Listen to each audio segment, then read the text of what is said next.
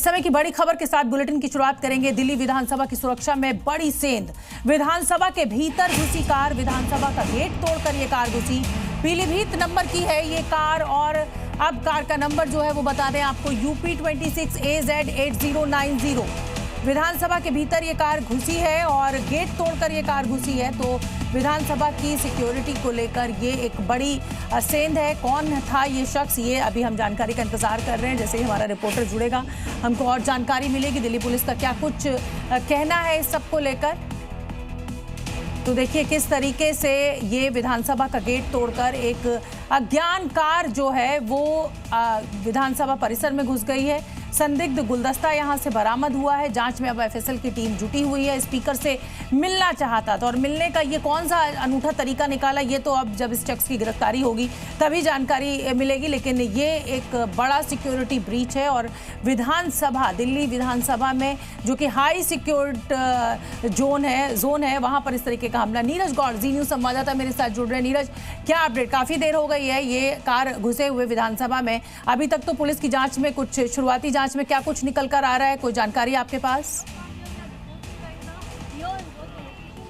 बिल्कुल शोभना जी, मैं आपको बताऊं कि 2:05 के आसपास की पूरी घटना है और इसी के साथ ये पूरा एरिया आप जो देख रहे हैं ये दिल्ली विधानसभा का पूरा एरिया है। और इसी गेट से, जो कि VIP गेट इसे कहा जाता है, गेट नंबर 2:05 के आसपास एक अज्ञात कार इसी गेट से अंदर दाखिल होती है। जो कि आप देख रहे हैं व्हाइट कलर का बूम बैरियर, उसने कार ने इसको टक्कर मारी, गेट को टक्कर मारी और फिर यहाँ पर जो सुरक्षाकर्मी तैनात थे CRPF के, वो तुरंत जो है हरकत में आते। तब तक कार जो थी वो अंदर दाखिल हो चुकी थी। अंदर पहुंचने के बाद करीब 5 मिनट यहाँ पर रुकती है और उसके पास में जो फूलों का बुके रखा था उसने अपने पास से निकाला और उसके बाद में अंदर रखा और फिर इसी गेट से ही वो कार जो थी यहाँ से फरार हो गई। फिलहाल अभी तमाम जो पुलिस के ऑफिसर्स हैं वो यहाँ पर पहुंचे हुए हैं। दिल्ली पुलिस कमिश्नर सतीश कोलचा भी यहाँ पर पहुंचे हुए हैं। Delhi police special cell, crime branch, यानी कि दिल्ली पुलिस की सभी यूनिट्स जो है वो यहाँ पर पहुंच करके इस पूरे मामले की जांच कर रही है। लेकिन सबसे बड़ी लापरवाही अगर आप देखेंगे कि किस तरीके से सुरक्षा को लेकर के बड़ी लापरवाही है।